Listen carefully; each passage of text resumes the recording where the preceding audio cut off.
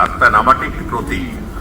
আমি জীবনে কোনোদিন আমি এখানে 68 পর থেকে এই কলেজের এই আন্দোলন, তখনকার উত্তাল তোমরা চিন্তাই করতে পারবে না, চিন্তার বাইরে। 68, 69, 70, 71, 72 রোজ মারা যাচ্ছে, রোজ গুলি চলছে, রোজ চলছে, সেই অবস্থায় কাটিয়েছি। আমরা ছাত্র আন্দোলনে ছিলাম, মারধর করেছি, মারধর খেয়েছি, ইত্যাদি ইত্যাদি, পুলিশের চটথাপ্পড় খেয়ে বড় হয়েছি।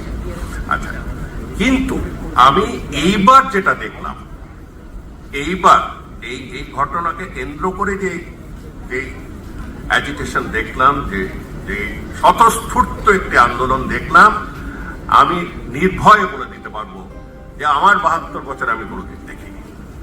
এই আন্দোলন মানুষের আন্দোলন, স্বতঃস্ফূর্ত, এই নিয়েই আমার সবচেয়ে বড় বক্তব্য। মানুষ রাস্তায় বেরিয়ে এসছে নিজের ইচ্ছায়। হ্যাঁ, মানুষ রাজনৈতিক জীব হতে পারে, তার মধ্যে 2-4 জন কোন রাজনৈতিক আদর্শে বিশ্বাস করে, কোন রাজনৈতিক দলের সদস্য হতে পারে, তার মানে কিন্তু মুভমেন্টটা রাজনৈতিক নয়, আমি বিশ্বাস করবো না। এই নিয়েই কিন্তু আমার বেরিয়ে আসতে হয়েছে, আর সে ব্যাপারে আমার কোনো দুঃখ নেই। যেটাকে রাজনৈতিক রং দেওয়া ঠিক হবে না, জিনিসটা প্লিজ বোঝার চেষ্টা করুন। একটা spontaneous outburst of public angst, why আবার ফিরে আসছে। একটি রেপ কেস, একটি জঘন্য কেসে হয়নি, হয়েছে, আমি that is the trigger point. কিন্তু আসলে চাপা রাগ খুব মানুষের মধ্যে ছিল। এক হচ্ছে 3-4টে বৃহৎ ইস্যুস আছে, আমি একটু সময় নিচ্ছি 2 মিনিট, কারণ আমার প্লেন ধরতে যেতে হবে, আমি বসবো 3:15 বেরিয়ে যাবো। 3-4টে ইস্যু জড়িয়ে আছে। 1 নম্বর হচ্ছে যে একটা মানে আমাদের সামাজিক, আর্থিক, রাজনৈতিক দুনিয়াতে দেখতে পাচ্ছি একটা কিরকম যেন কুচক্রের রাজ চলছে। এক গাদা কয়েকটি ঘটনা হচ্ছে, আমি যেটা আমার চিঠিতে লিখেওছি, যে রাতারাতি বড়লোক হয়ে যাচ্ছে, রাতারাতি তারা দাদাগিরি করছে, ইত্যাদি ইত্যাদি। এখন আমাকে তখন তারা অনেকে প্রশ্ন করলো, এর আগে কি হয়নি? আমি বলছি এর আগেও হয়েছে। আমি পুরো বামফ্রন্টের পুরো সময়টি কাটিয়েছি যতক্ষণ না দিল্লিতে ছিলাম। তার আগেও আমি জয়েন করেছিলাম এমার্জেন্সির সময়, অতি কষ্টে পুলিশ রিপোর্ট ক্লিয়ার করতে সময় লাগিয়েছিল।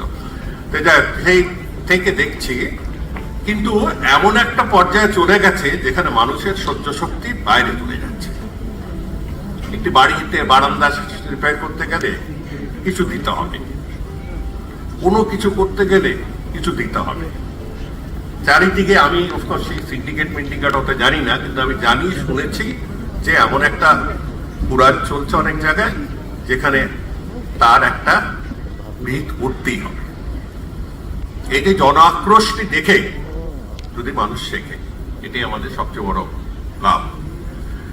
দ্বিতীয়ত হলো যে এই কেসটি যখন সুপ্রিম কোর্টে গেছে, সুপ্রিম কোর্টের চিফ জাস্টিস কয়েকদিনের মধ্যে রিটায়ার করবেন, আমি জানি না পরে চিফ জাস্টিস নেবেন কিনা কেসটি, কিন্তু সুপ্রিম কোর্ট অব্দি যখন গেছে তাতে একটা সুবিধা হবে আমাদের। সেটা হলো এই কেস থেকে যতগুলো গলদ বেরোবে, গলদে ভর্তি। আমি বলছি প্রশাসক হিসেবে 45 বছর পড়েছি, আর জানি কোনটা কোনটা কোনটা ভালো ব্যাট, কোনটা বাজে ব্যাট, কোনটা ভালো বল, কোনটা এগুলো বুঝি। যতগুলো গলদ বেরোবে সেই নিয়ে সুপ্রিম কোর্ট, আমি আগেই বলে দিচ্ছি, তারা একটা স্ট্যান্ডিং অর্ডার বার করবে, ডাইরেকশন। সেই ডাইরেকশনটি অনুযায়ী আবার নতুন করে এইসব কেসকে দেখতে হবে। যেরকম বিশাখা জাজমেন্ট ছিল আমাদের, একটি বিশাখা জাজমেন্টে কাঁপিয়ে দিয়েছিল, ঠিক বিশাখা জাজমেন্টের মতন 13তম জাজমেন্ট একটি বেরোবে, আর সেই জাজমেন্টে হবে এই আন্দোলনের সবচেয়ে বড় জয়। এই জাজমেন্টটি পদে পদে পদে পদে সুরক্ষার ব্যাপারে, পদে পদে পদে পদে কি বলবো, প্রমাণ কারচুপির বিরুদ্ধে, ইত্যাদি ইত্যাদি থাকবে, আমি প্রায় কনফিডেন্টলি বলতে পারছি। তারপরে আসছে ডাক্তারদের আন্দোলন। আমি যতদূর জানি ওরা কথাবার্তা বলছে, বোধহয় ওরা একটা সিদ্ধান্তে চলে আসবে। ওরা অনেক কিছু আদায় করেছে, এবং ছাত্র শক্তি যে কি জিনিস আমাদের আমল থেকে আমরা চেষ্টা করেছি প্রমাণ করতে। আমাদের কিন্তু একটা মনে হচ্ছিল যে আজকালকার ছাত্রছাত্রীরা তো ভুলেই গেছে, তার মানে এইসব নেট এসব করতে গিয়ে বোধহয় বেশি ব্যস্ত হয়ে যাচ্ছে। দেখলাম যে না, কোনো প্রজন্মই ফলে না। তাদের অধিকার, তাদের দাবি আর ন্যায়, এ ন্যায় কোনো প্রজন্মই ভোলে না। নিউজ এশিয়া, গণতন্ত্রের কণ্ঠস্বর।